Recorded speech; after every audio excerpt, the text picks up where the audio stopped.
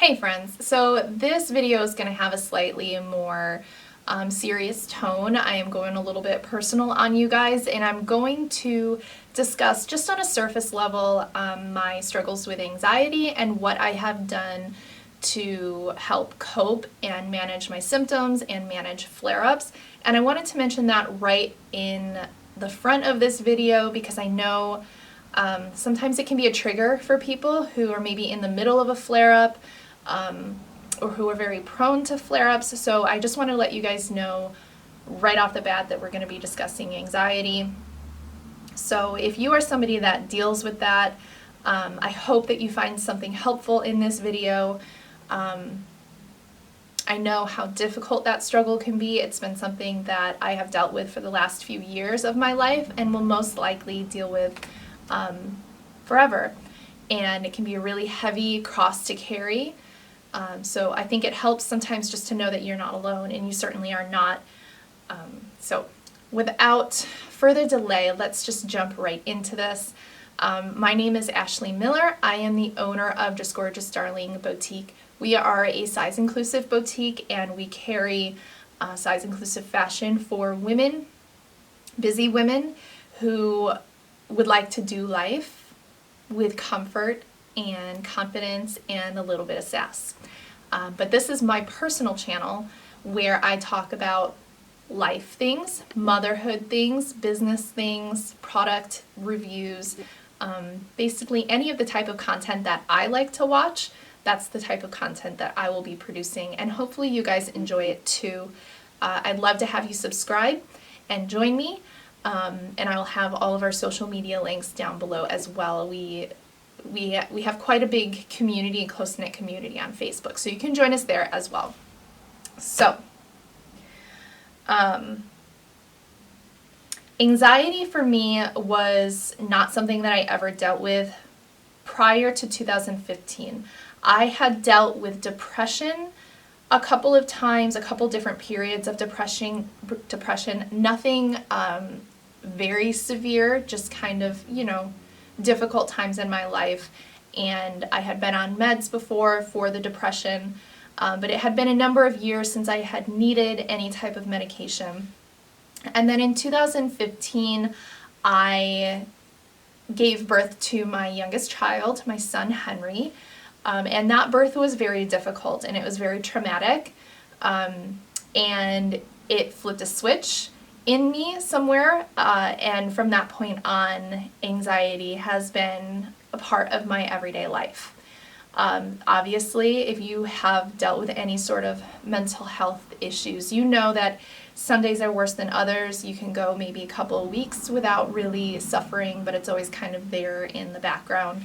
I think what's really important is knowing what your triggers are and coming up with strategies ahead of time on how to either avoid those triggers if it's appropriate to avoid it.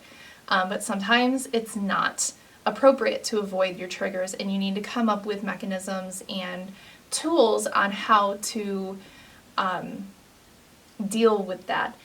For me, doctor's offices and hospitals have become a trigger. They never used to be. Actually, I used to want to be a nurse, and I worked in the healthcare field for a while.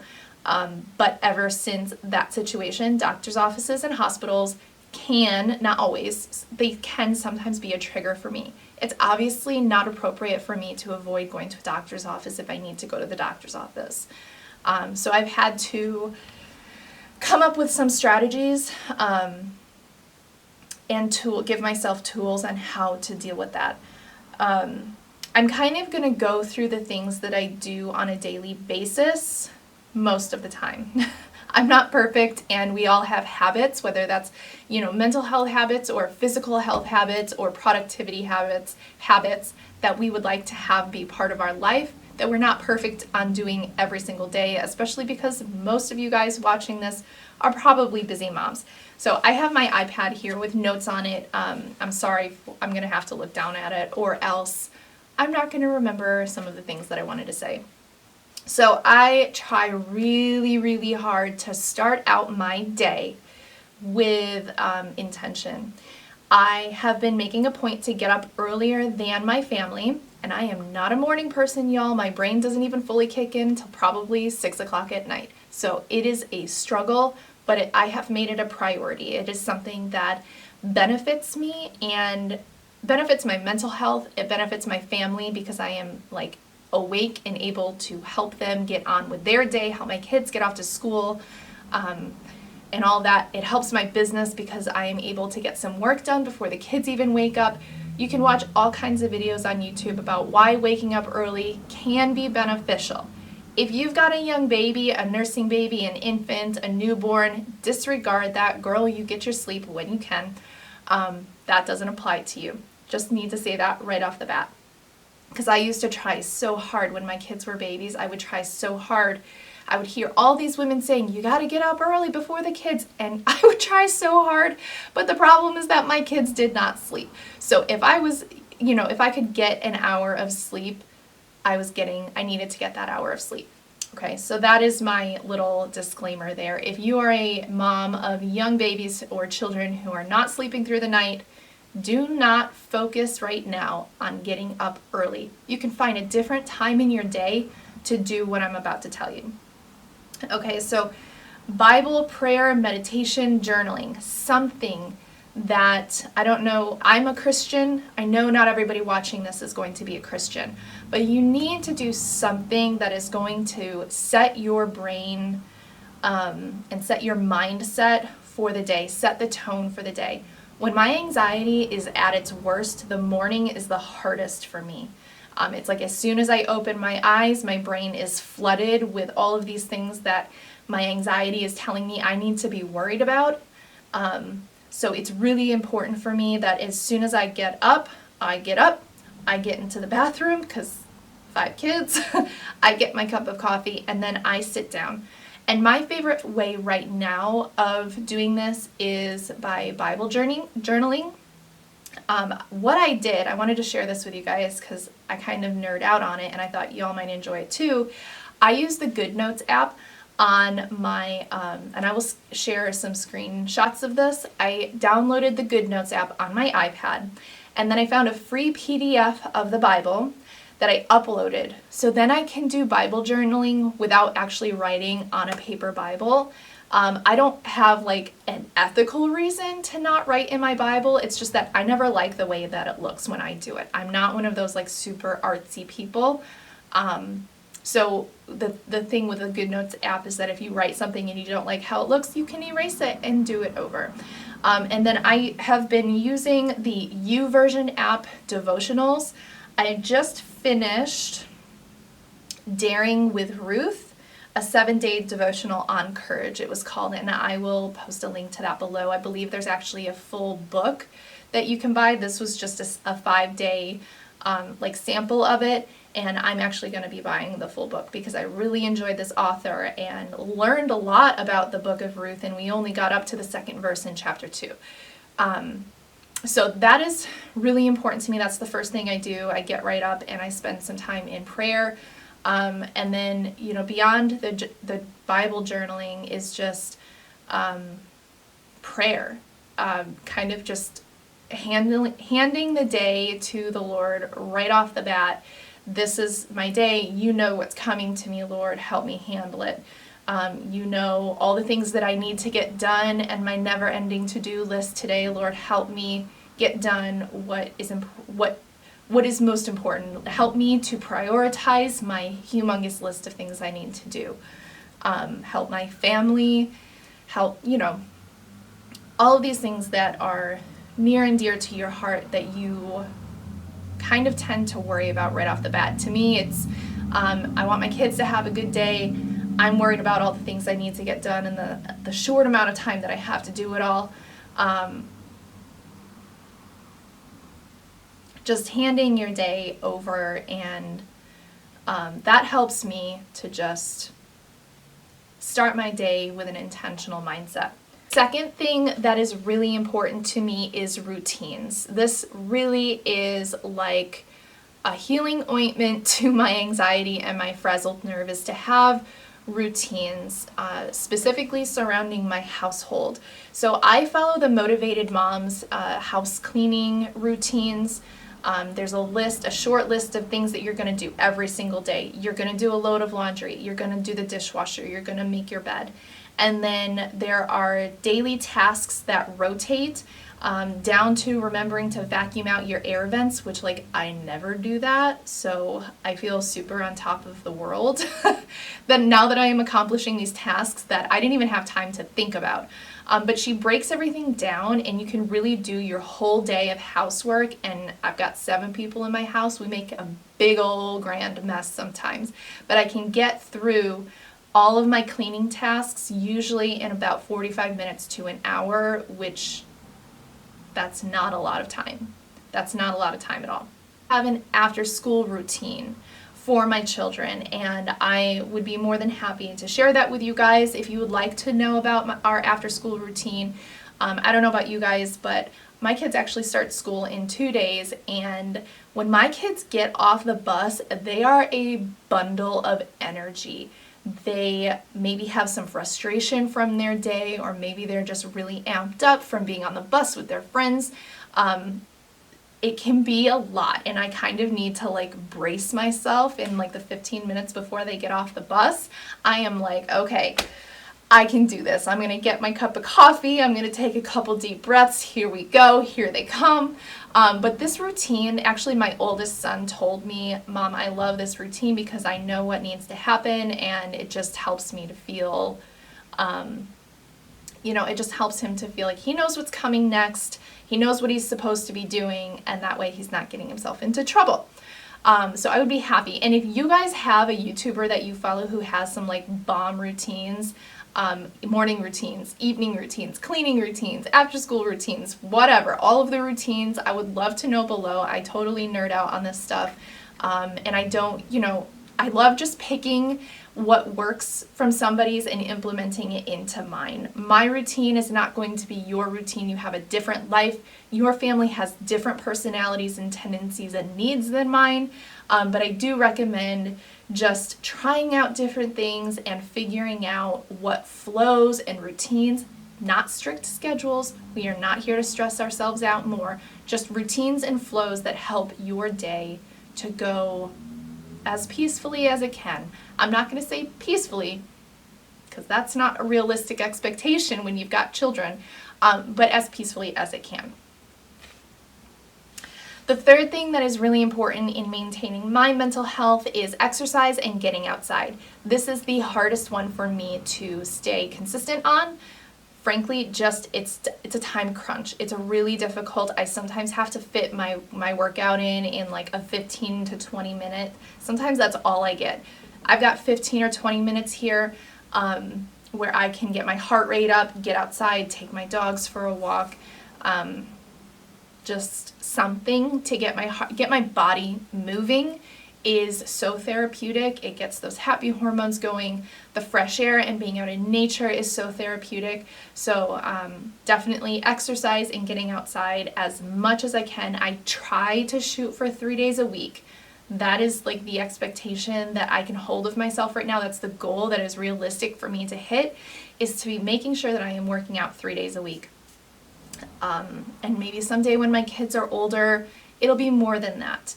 But right now I can do 3 days a week, and that seems to be enough to help me manage my anxiety and my symptoms. Plus, it's just a really good thing to do. Number 4, this one is going to be a little bit controversial.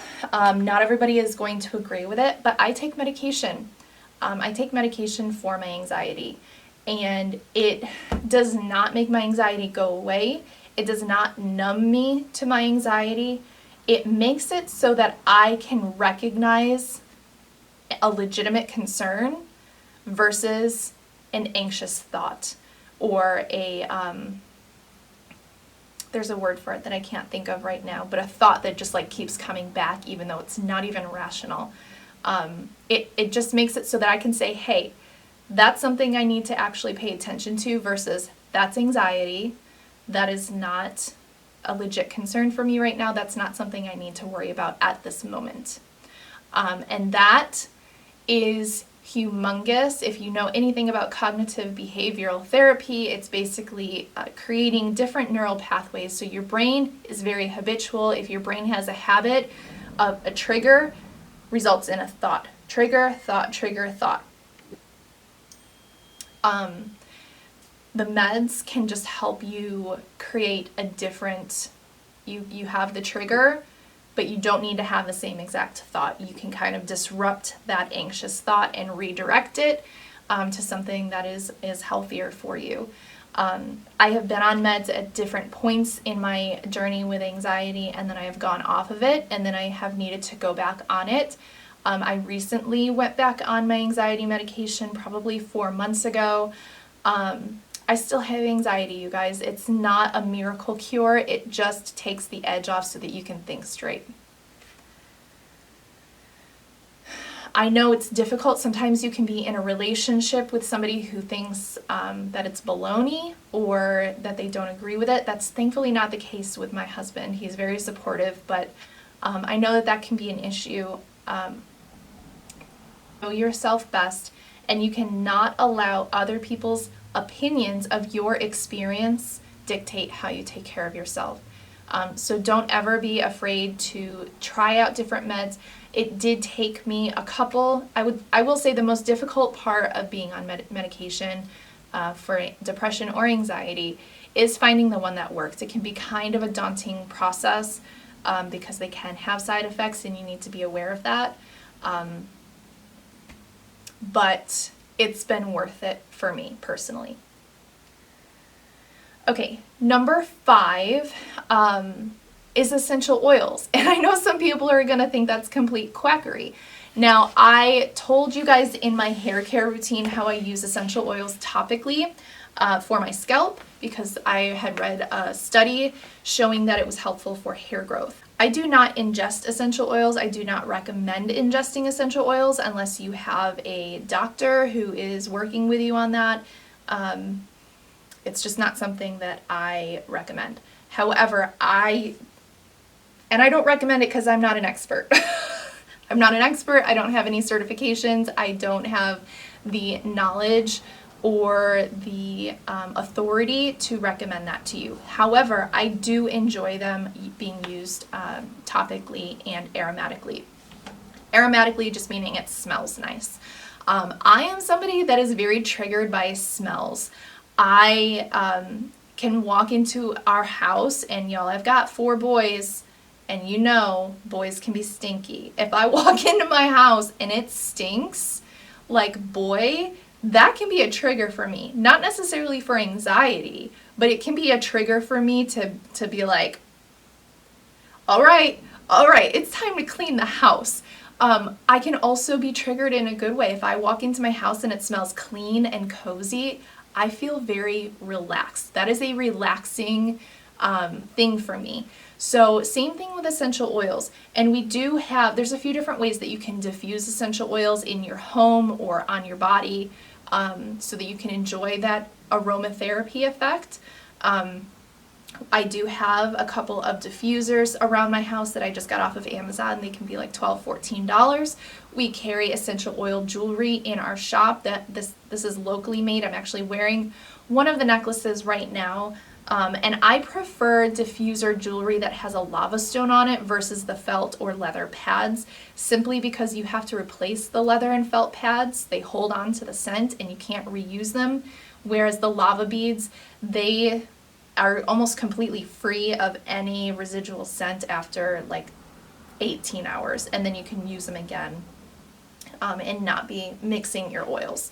I will post links below to the diffuser jewelry that we carry in our shop. This is locally made right here in Western New York. It's one of my customers' favorite items that we carry in the shop. But the essential oils that I enjoy for anxiety is ylang ylang is very calming to me. Frankincense is expensive, but very calming. And lavender. Those are my 3 favorites. But I think you kind of need to just figure out what works for you. I know my sister hates the smell of ylang ylang. She thinks it's very off-putting. So I think it's a very personal thing on what you think is going to smell relaxing. And the sixth thing, I've got two more things. The sixth thing is getting enough sleep. That's a no-brainer. We are healthier physically and emotionally when we are getting enough sleep. I don't think I need to convince anybody of that. So when I am having a flare-up of anxiety, I am more likely to take a nap. Not because I necessarily have time, but because I make it a priority to make time. Sleep is very soothing and therapeutic to me. And it is to most people, so get enough sleep.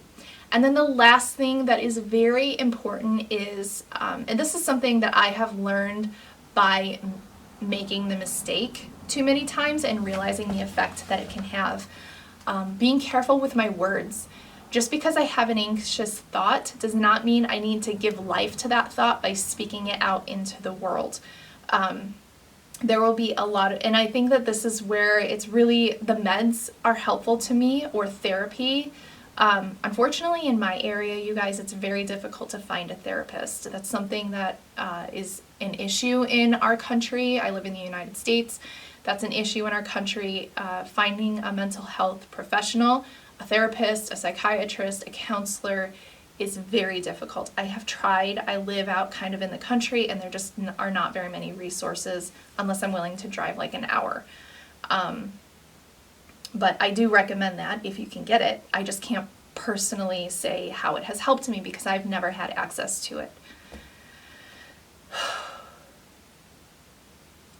I think it's really important to learn how to recognize what an anxious thought is, and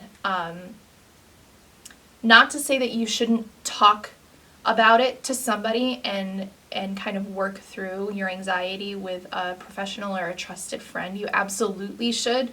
But if you have anxiety, chances are these thoughts are coming into your head very frequently, multiple times a day, sometimes multiple times an hour. And sometimes talking about them excessively kind of gives life to that anxiety and allows it to live, rather than you just personally saying, this is anxiety, I recognize that I am having anxiety right now, and I recognize that this is not something that I actually need to be worried about in this moment. Or kind of file it away. Like, I recognize that this is a thought I'm having that is making me anxious. I'm going to talk about this the next time I go to my therapist. But when you're able to do that, sometimes you'll find that by the time you go to your trusted friend or to your therapist, that thought has kind of dissipated because you didn't give it life.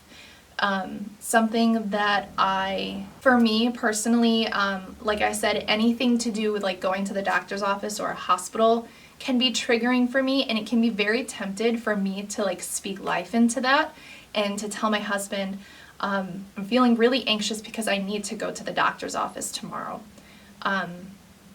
Maybe for you personally, just getting that out could be helpful, and I could see that. And so I think it's really important, again, you got to know yourself, and you need to know, is this going to be beneficial for me to say out loud, or is this going to perpetuate the anxious thought that I have? For me, it almost like magnifies it. As soon as I say it out loud, it like makes it blow up. It's like throwing gasoline on the fire. If I were to say out loud, I'm feeling anxious because I have to go to the doctor's office tomorrow, then I can guarantee that every 30 seconds for the next day, I am going to be thinking in my head, I'm anxious because I have to go to the doctor's. Anxiety, anxiety, anxiety.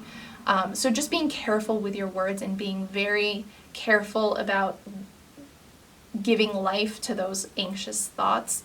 A lot of times anxiety lies to us and tells us we need to be worried about something that we don't actually need to be worried about.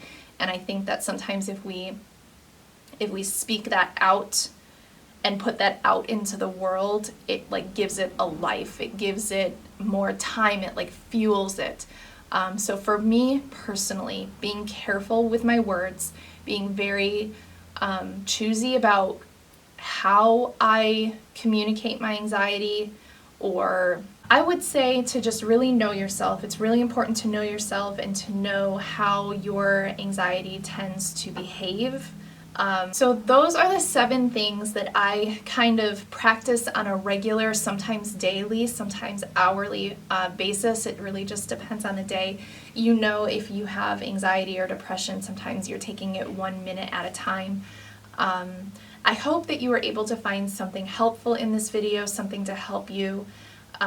Don't ever feel like you are alone in dealing with anxiety, or that there is nothing out there that will help you, or that it's never going to get better. That's a lie. That's a lie that sometimes anxiety or depression can tell us, is that this is going to be your life forever.